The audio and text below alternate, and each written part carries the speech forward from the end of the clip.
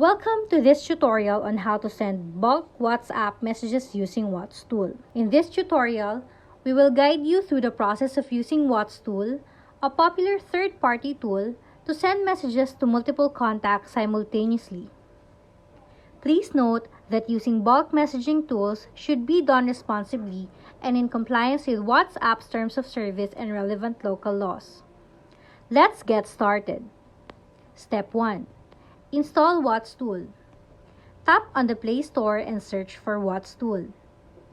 Download and install the WhatsTool application on your mobile device.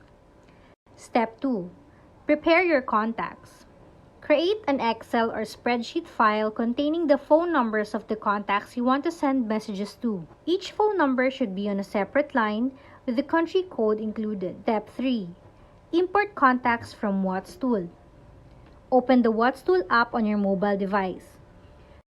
Tap on the Manage Contacts option. Select the CSV file containing your contacts from your device's storage. Name your contacts as you prefer. Step 4. Go back to the home page and tap Start Bulk Sending.